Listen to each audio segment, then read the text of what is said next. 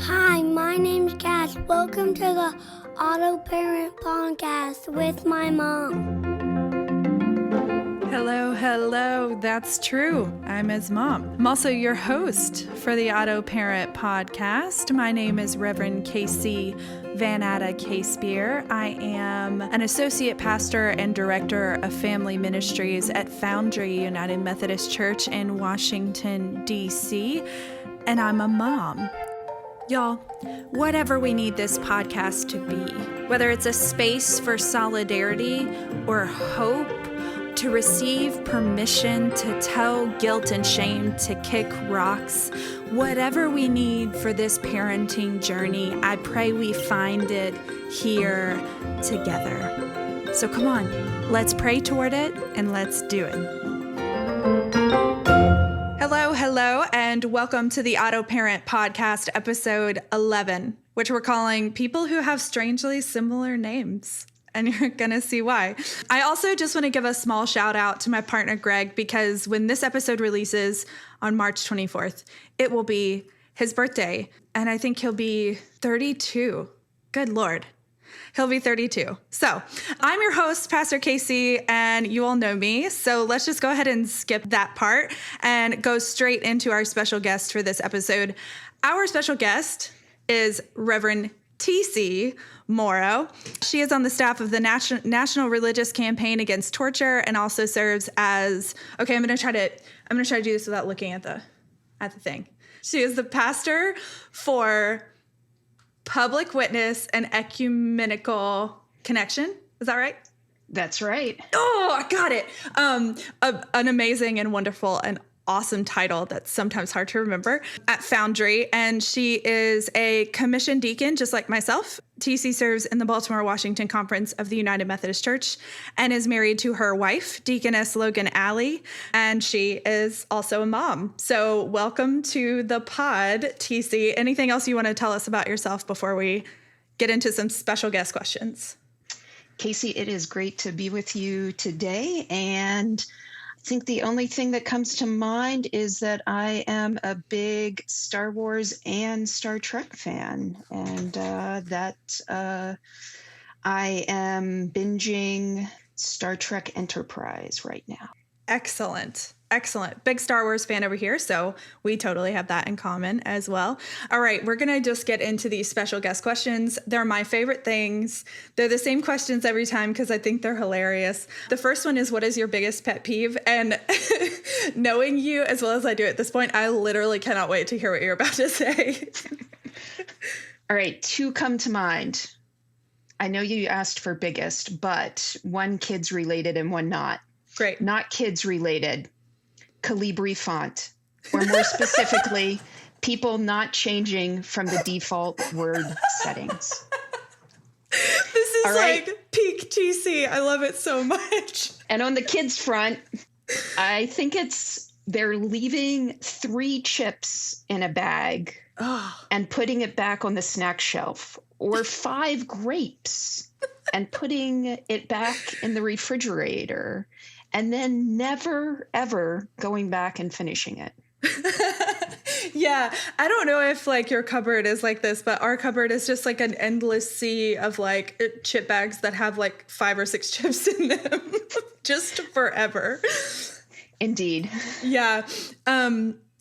That's so funny. I also have a huge pet peeve in when people don't change the default font. It really bothers me too. So that's why I thought that was so funny, because Calibri is like so frustrating to me, or like Arial.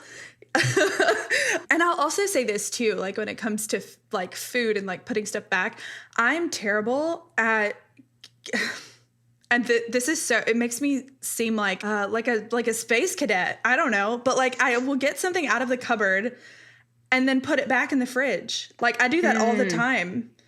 And Greg will be like, the other day he was looking for some chips, ironically, these cheddar and sour cream chips that we get from Whole Foods. Mwah, they are so good. Anyway, he was like, where are the chips, Casey? And I was like, I don't know. Did you check the cupboard? And he was like, yeah, of course I checked the cupboard. Where else would they be? And I was like, I don't know. Did you check the fridge? He did. And they were stuffed in the fridge. No. So, yeah. I mean, like I said, sometimes like, I don't know. I can do really hard things and I can't do really easy things sometimes. So there's that. All right. Our second special guest question, which is also one of my favorite things, is if you can think about the hardest time that you've ever laughed. The best part about this question is that it doesn't have to be a good story. It just is like a time that you've laughed so hard. And if you can recall that time. All right. Here's one that comes to mind. We had a teen placed with us a few years ago, and the school called to ask us to get him to wear his uniform shirt, and it needed to be a collared uniform shirt. So we pushed him on it, and he would have been probably 17 at this point. And to his credit, he did put on the collared shirt. He put the collared shirt on around his neck like some big necklace while he had on a tank top undershirt as his shirt. And that's what he wore in school. And I'm not going to start laughing right now because if I do, I just won't stop as I think about him and how that he was my wife and I are foster parents, and he was with us for a little over a year, and there are just so many stories, but that like he was someone that, you know, often followed the letter of what was being expected of him, what someone said, but sure not the spirit of what somebody meant. So he wore that collared shirt right around his neck. I love that. I love that so much. I try to do this one too. I think, you know, at this point, pretty much the listeners know what all my pet peeves are. So I don't address that every week, but try to think of a time that I've recently laughed super hard. And this one is actually kid related too. We were all in the van. Cash likes to sit like in the very back row. And I was sitting in the middle row in a bucket seat across from Riggs. Greg's driving. So like Greg's chauffeuring the whole family. The reason I'm sitting in the back is because I talked last week on the podcast how like life happened. I had some medical stuff going on. And so I'm sitting in the back just because it's more comfortable than sitting in the front because I can recline the bucket seat and whatever. So we get in the car and Riggins, who is 3 years old at this point, he says to me, where are we going, Mom? And as I started to say, you know, we're going to pick up our grocery order, he was like, to the doctor again. And then he just started laughing. And Cash, who is like my super sensitive child, like comes up from the third row, smacks Riggs on the arm and is like, Riggins. And Riggs goes, what? I wasn't antagonizing her. No, antagonizing? A 3-year-old throwing out antagonize? And the reason he throws out I've never heard him like say it like that, but the reason he uses that term is because all the time I am telling Cash not to antagonize Riggs. All the time I'm saying that. Don't antagonize him. And so for him to go, what? I wasn't antagonizing her. Greg like had to pull the car over. We were laughing so hard. But it was hilarious. One, that he was like, LOL, Mom's only gone to the doctor for the past 4 days. Of course that's where we're going. And two, like, that child. Oh, we should have known. We should have known what we were getting ourselves into when we named him. Okay, we are going to do something, a little bitty segment called Fun Facts, which we do with special guests sometimes. And it's one of my favorite segments that we do ever because we just make up stuff and then we tell everybody it's totally factual and true, which is great. So just pretend like you didn't hear that, listeners, because these facts that we're about to tell you about the voice from heaven are very real. are so real. They're 100% true and actually like theologically secure and all of those things. So here they are. TC, do you want to start? Voice from Heaven fun facts. Did you know that the voice from heaven only speaks in iambic pentameter? I have a funny iambic pentameter story. Did you know that the voice from heaven uses parenthetical clauses all the time? Parenthetically, siding with one of my coworkers who loves to use them. Also, close parenthetical. Did you know that the voice from heaven sometimes forgets which universe she's in when she traverses the multiverse? Oh my gosh. That's totally true. Did you know that the voice from heaven is actually James Earl Jones every other Tuesday and Queen Latifah all the other days? Oh, yes. Did you know that the voice from heaven is like a box of chocolates? You never know what you're going to get. So true. So true. This has been a segment called Fun Facts this week about the voice from heaven. And I just want to go ahead and say, like, you're welcome. These are totally true. Totally true. We are going to move into our segment called Parenting Fails, Confessions, and Wins. We'll start with parenting fails. I'll go first. I have a parenting fail from a listener this week, which I'm super excited to share with you. This is from Rachel. In an effort to increase our daughter's independence, last night I let her be responsible for closing her own car door, and then I went inside to make dinner. This morning, my husband found the door wide open, and it rained all night. And she is not laughing, but she was totally willing to share that with the pod in case it spreads some joy or some solidarity to some of you listeners out there. So, TC, do you have a parenting fail for us this week? On that same theme of empowering or not empowering our children, one for me is dishes. For the two teens that are with us right now, one fail is how I and we have handled the dishes. And it's an example of doing something myself because I don't have the energy to explain it instead of taking the time to do so. Sure. And then months or years later, when I'm still doing it and I am just shaking my head, wondering why is this how I proceeded? So when you raise a child from little, I imagine that you get to explain to them and teach things to them over time. Well, I don't just imagine that. I know that. Yeah. And imagine that parents who raise children from little, they take advantage of those opportunities. But when you have a teenager just show up one day, they come with a lot, but not necessarily how things run in your house. And so when our older daughter arrived 2 years ago, I was being extra nice and wanting her to feel really welcome, and also probably not wanting to spend the energy on teaching her how we expect the dishes to be done and the specialness of our dishwasher, not wanting to deal with all of that right in the first few weeks. Sure.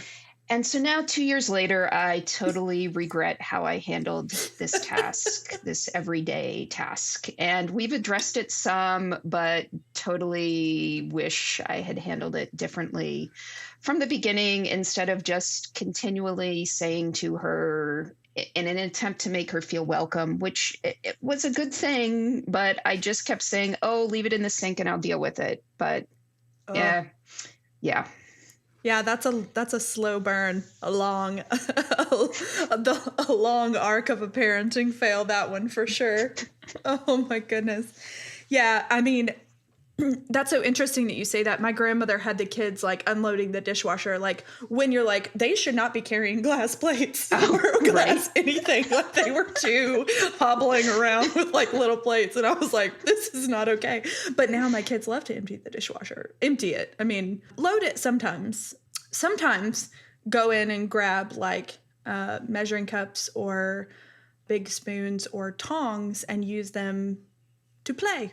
So they will Oh, yes. Now, whether they're clean or dirty? Yeah, clean or dirty. It's an all access pass to the dishwasher at this point. So it could be that, which, So dishwashers and dishwashing, I'm sure, a theme of many a parenting fail for the Auto Parent podcast family.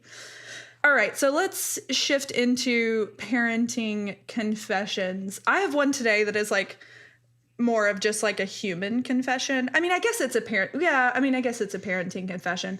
So we did this really great thing, which was that we got out our snow cone maker this past week just because, like, things were cray. Like, we didn't know which way was up. Like, I had just gotten out of the hospital. Like, it was just complete and utter nonsense, as it usually is in the Van Beer household.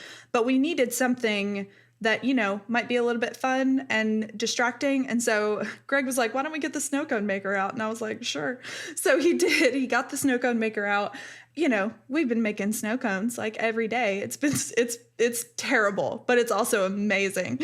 And this morning, before the kids got up, I went and I made myself a snow cone. And I was worried they were going to wake up and want one. And so I just took it in the shower with me, TC, and I ate a snow cone in the shower this morning. I ate a snow cone in the shower. And I don't know if that is peak pandemic or a cry for help, but that's where I am. That's where I am right now. Snow cones in the shower, which should be a hashtag. So that's where we're at. I don't know if you have a confession, but please make me feel better about myself.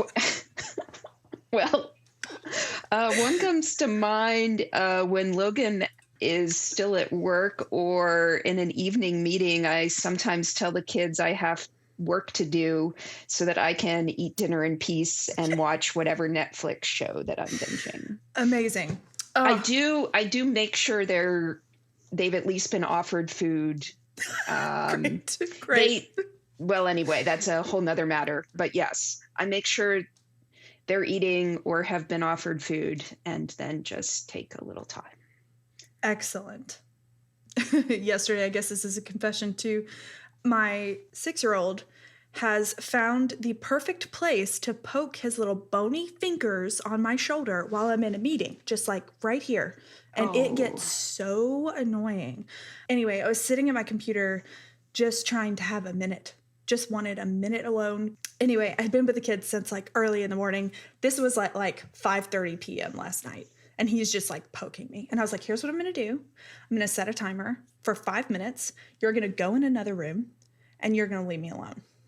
That's what's going to happen. And he would poke his head out every like minute and say, how many minutes now?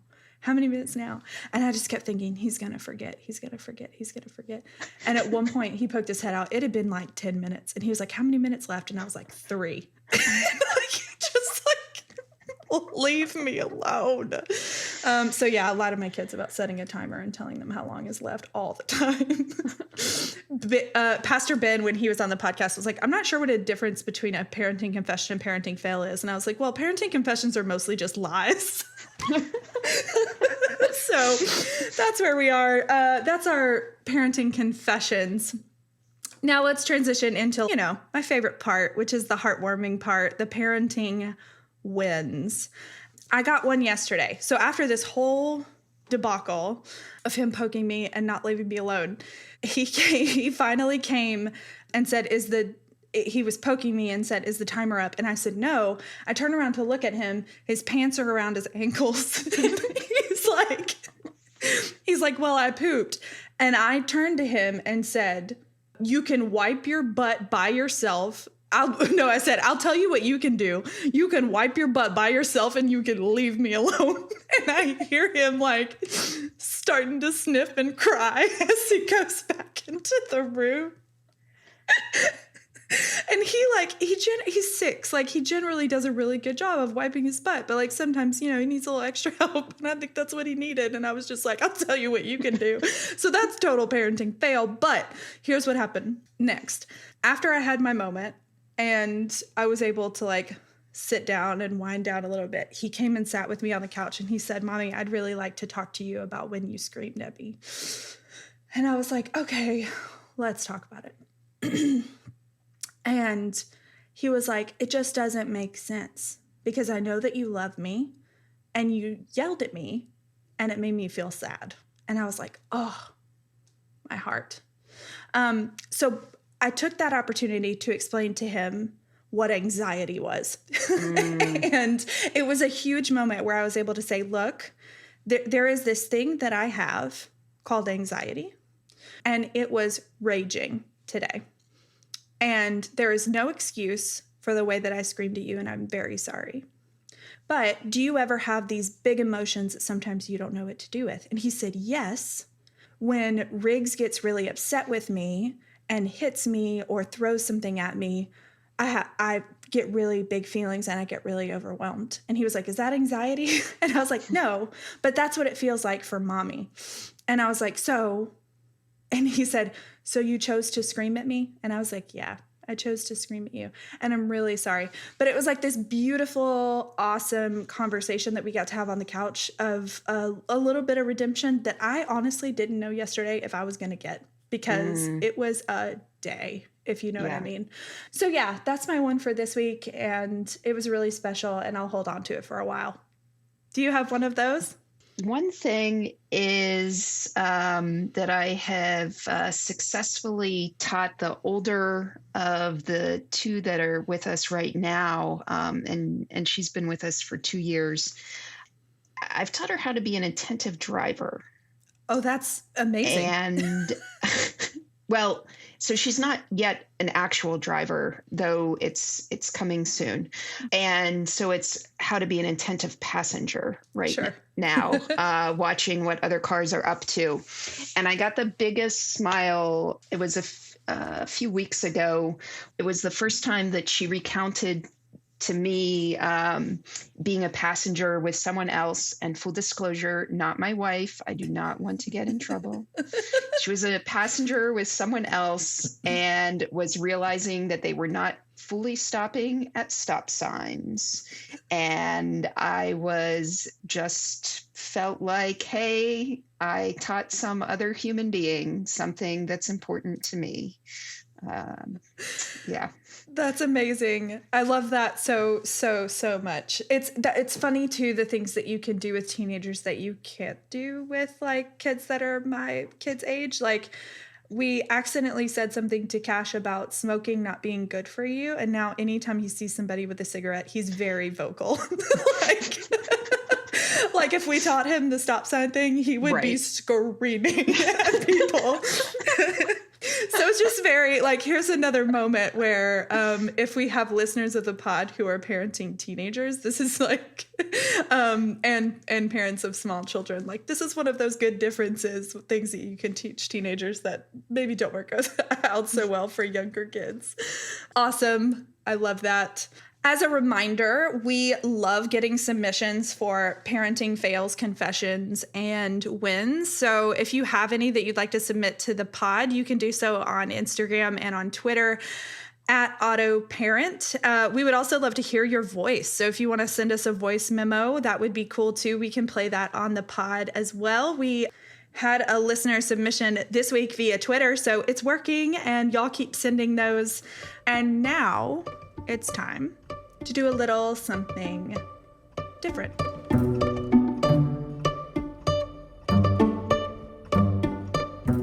So this is our Get Real segment, where each week we read the lectionary text from the Sunday before and we get real. This lectionary text is John chapter 12, verses 20 through 33. Here it is in the New Revised Standard Version. Now, among those who went up to worship at the festival were some Greeks. They came to Philip, who was from Bethsaida in Galilee, and said to him, "Sir, we wish to see Jesus." Philip went and told Andrew. Then Andrew and Philip went and told Jesus. Jesus answered them, "The hour has come for the Son of Man to be glorified. Very truly, I tell you, unless a grain of wheat falls into the earth and dies, it remains just a single grain. But if it dies, it bears much fruit. Those who love their life lose it, and those who hate their life in this world will keep it for eternal life. Whoever serves me must follow me, and where I am, there will my servant be also. Whoever serves me, the Father will honor." Now my soul is troubled, and what should I say? Father, save me from this hour? No, it is for this reason that I have come to this hour. Father, glorify your name. Then a voice came from heaven. I have glorified it, and I will glorify it again. And the crowd standing there heard it and said that it was thunder. Others said, an angel has spoken to him. Jesus answered, this voice has come for your sake, not for mine. Now is the judgment of this world. Now the ruler of this world will be driven out. And I, when I am lifted up from the earth, will draw all people to myself. He said this to indicate the kind of death he was to die. This is the word of God. So let's do some initial reactions. TC, what are your initial reactions to this text? Well, there's a lot happening in these verses. Not too many verses, but a lot packed in. And in that last part, the gospel writer is really making sure that we get it, just big neon flashing sign to make sure that we don't miss it. He said this to indicate the kind of death he was to die. Yeah. And for you? I mean, it's interesting, right? Like there are a couple places in the gospel and in the epistles where we hear in scripture this idea of losing life, of taking up the cross, of what it means to be a follower of Jesus, and ultimately it resulting in death. And to read this text as is appropriate and lectionarily so, I just made lectionary into an adverb, to read it during Lent specifically and to think about what it looks like sacrificially is interesting. It's something that weighs on me a little bit. It's constantly a theme that comes up in the podcast, to thinking about the ways in which a lot of what we are called to as followers of Jesus, as Christian folk, involves most often how it's communicated, more of us. We like, give me more of you, lose your life, like the disciple call, drop your nets, drop your livelihood, don't say goodbye to your family, give me everything that you have. And how so often it feels like, as a parent and with most of our parents, specifically now in a pandemic, to think about losing anything else is like a whole damn thing. So yeah, that's just like some initial reactions that I had. What about like, I mean, I don't know, how does that sit with you? How do you sort of reconcile the sacrificial nature, the suffering, the losing of life, all of that is sort of incumbent upon the Jesus follower? Yeah, I looked at the New Interpreter's Bible commentary of this text, and it was interesting. The author, who I did not look up, who did the John section, so apologies to that person who I cannot name right now, was talking about the difference between the synoptics and what is here in John. And I can't on memory go into a lot of it, but the difference between relationship building here in John, and that Jesus' death isn't so much the sacrifice part, but the sort of Jesus' death happens, life as a human, death happens, and then it is bringing people together in community. And the very beginning of this passage, with the reference to the Greeks, is talking about Gentiles and the involvement of not just Jewish followers of Jesus, but Gentile followers or the early community. So I guess I'm wrestling with what this text means compared to some of the other the synoptics, just in terms of atonement. Atonement is always something that comes up. I need to not be on the record about what I actually feel and believe about atonement theory, which is funny because sacrifice is sort of like, I definitely wasn't using that in the way that evangelical culture has used sacrificial blood and sacrificial lamb of Jesus. Like, ugh, that definitely is. I was thinking more about sacrifice as a, well, in our own lives, the sacrifice of humanity, and that balance is a lie. Like at some point we have to sacrifice something. What are we sacrificing?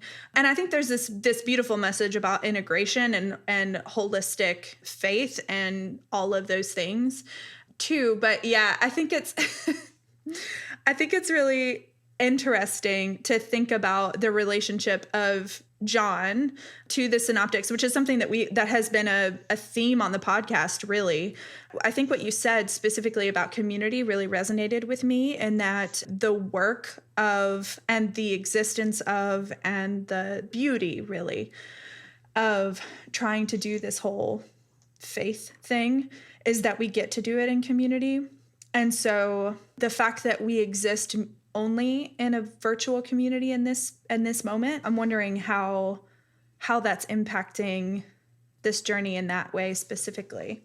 Right. So many churches our faith communities are only gathering virtually, but then on the flip side, we're all in community in some way, I guess, unless someone's completely living off the grid in a very rural location by themselves, whether it's the people in your apartment building or on your block, etc. And this passage and others that talk about what it means to follow Jesus, really makes me think about some of my fellow Christians in this country, and they're prioritizing personal freedoms instead of community and the call to love your neighbor. And, in this passage, like, it's all about for the sake of love, and that love is not about loving your own life. And as you were getting at in the beginning about sacrificing, it's not about sacrificing other people for your own benefit. It's about what you yourself need to sacrifice for the sake of the community. Yeah, that's a whole word. I think too about how this is yet another text in the John Gospel where we're getting a foretelling of what's to come. As you say, like, there's this big sign, like, here's what's going to happen. Like, I told you that at the temple when I flipped over tables and, like, we did this whole thing that this temple was going to be torn down in 3 days, it would rise again. There's this continual, get it, this is what's coming, get it, this is what's coming. And how often when we find ourselves isolated and insulated from community, from connection with other people, sometimes it's really easy to miss God. And in this text, to sort of make that connection between, like, this is how we show up, and Jesus saying again and again and again, like, this is what is going to happen. And they never get it. They never get it. I just wonder if you have any thoughts about that. Yeah, absolutely. I imagine for people who have a more contemplative spirit that it's probably not, or at least my understanding, I would not put myself in that vein at all, that for them, it's not the disconnect. But for me, at least, absolutely. And how I experience God is in the world and in oftentimes other people. One of the things I really have missed in the last year is my commute, because I would use my time on the metro to be in prayer, and that just observing the people around me. And, that's not the community of friends or faith community, right. But for me, that just an example of a connection point that I have definitely missed. I think also the virtual opportunities to gather in community are great, but if you're used to, for example, being with a group of people every Friday night for your small group or something, it's just not the same. Like, if something started as a Zoom small group, like from the very beginning, sure, and that's what it was, yeah, great. But that's different because you have the expectations that that's how you're connecting with each other. But the transition from in person to then virtual, I know was really hard for a lot of us. Yeah, and hard. Yeah, hard, especially for our parents too. I'm thinking about how maybe what I'm coming around to about specifically what this text might mean, not even necessarily like exegetically or contextually or whatever, but thinking about how Spirit is moving within me in this moment for what this text might mean for our parents is just that, like, and as we're in a season of lament at Foundry, that's kind of the series that we're working with for Lent. I think for me at least, I've had a lot of lament about not being in community, but I haven't invited God into that space. I haven't. What I've mostly done is been real irritated about it. And as somebody who started at Foundry in 2020, like started in January and only got 2 months of Foundry community, I've especially been very like, this is not, I love it. I love it. I love my job. I cannot believe that this is the work that I get to do. And this is not how I signed up to do it. And so I have had a lot of lament about what it looks like to not be in community in the same way. And what I haven't done is taken that next step to invite God into that space to see perhaps more creative expressions of community, as you were mentioning earlier, and how that might impact my overall morale and well-being and how I might be able to show up better as a person and a parent in my family unit. What would it look like for you to invite God into that for you? Yeah, I think that's the question, right? And I think it may look different for every person, but it's an encouraging thing to me to want to think more about what that actually looks like. Perhaps it's being more open in those conversations. Perhaps it's writing my own turnabout psalm where I'm like, this sucks. You're terrible. Turn around. I'm tired of this. And also, God, you are unbelievably faithful. I see your face in community, even so. Like things like that, to be able to sort of integrate rather than compartmentalize those pieces. Absolutely. It's good to be able to lament, to name all the badness, all the hardness, and to be grounded in the hope when we're to the point where, who is it, Brueggemann, I guess, with the reorientation. Yeah, right. When we're at the point that we can be fully claiming the hope. Yeah, and actually, this is what we've been talking about in children's messages and worship, and it's something that we talked about this past week too. And you know what I love about those Psalms is that sometimes it's hope, and sometimes it's just like, these are foundational truths that I know deep within my soul, deep within my core, not because somebody told me, not because this is what I read in a book, but because this is what I, as a part of a community, know. Like my soul knows this, and you can feel it as like soul truth. And to me, that is hope. But sometimes if we can't muster hope, it's enough to just say, God, you are. Because, right, that's God's name. Indeed. I am. And it's enough to just say that as a foundational truth. God, you are. I've got one more on this, what the passage means for parents, or really for all of us. The great line about the voice from heaven, and yes, some people are, the gospel writer says, as thunder, and thunder was an explanation of the voice of God, and then others as the hearing angels. And just a good reminder that when a voice comes from heaven, different people may understand it differently. And that's a reminder for me, even more generally, that even when two people share literally the same event, that their experiences of it can be completely different. Yeah, that's really powerful, TC. It's actually like I'm noticing that it's welling up some emotion in me, and I'm not really even sure where that's coming from, but it's super powerful and a helpful reminder too. It might be even a little bit of a salve for some of the events of this, past week, and thinking about how, some of our siblings in Christ have been sort of culpable to all kinds of harm. I'm just like noticing how much of a powerful word that was for me. So for that, I thank you. We are going to move into a parent mantra for this week. But before we do, I want you to tell people where they can interact with you, like share your Twitter, give us some TC plugs. Oh, yeah. Well, I'm on Twitter, but I rarely use it. So I can't.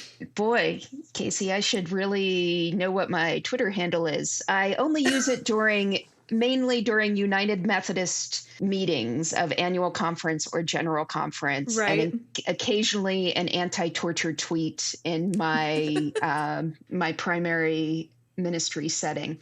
So that is totally not even useful. Well, you manage our Foundry Twitter account as well, so yes, make sure follow us on Twitter at Foundry UMCDC. I will plug, if it's okay. Please. So my primary ministry setting is at the National Religious Campaign Against Torture, and we were founded in 2006 in the wake of the Abu Ghraib photos scandal. What we subsequently knew that the torture program by the CIA after the 9/11 attacks. And we continue to call for accountability for that program and to close the prison at Guantanamo. And we also in 2009 expanded the scope of our work to looking at conditions in U.S. prisons. And my colleague Johnny Perez directs our U.S. prisons program, and we're focused particularly around the use of solitary confinement.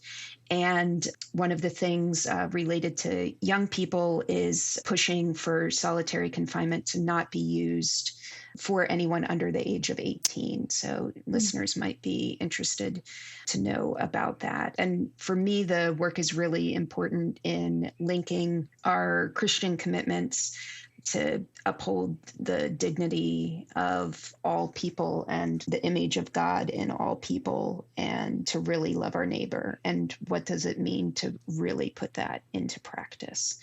So you can follow us at Nearcat Tweets on Facebook /NRCAT. And there are not that many T.C. Morrows in this country. So if anyone wants to look me up on LinkedIn or on Twitter, you can T.C. Morrow.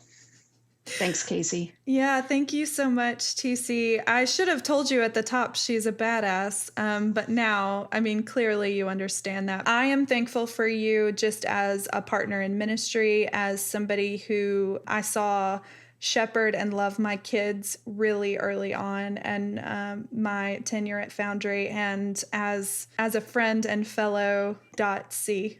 So, and can you believe we got through this whole podcast and not one of us made a JC reference? That's true. We should have. Oh my God. Every week we'll have a parent mantra, something that you can say to yourself or to your partner so that you can be reminded you're not alone. The Auto Parent Podcast family and the Foundry Family Ministries are with you on this journey. Your mantra for this week is, I am not alone. I am not alone. Because friends, if you don't believe that, it's going to be really hard to convince your kids. I've been your host, Pastor Casey. You can follow me on Twitter at RevKCVC. And remember to be gentle with yourselves. You don't have to be an auto parent to be a good one. Join us next week, same time, same place. You can find out more information about Foundry United Methodist Church by visiting our website, www.foundryumc.org. If you're specifically looking for information about our Family Ministries Department or our offerings for parents, you can find those at www.foundryumc.org/family ministries. Bye.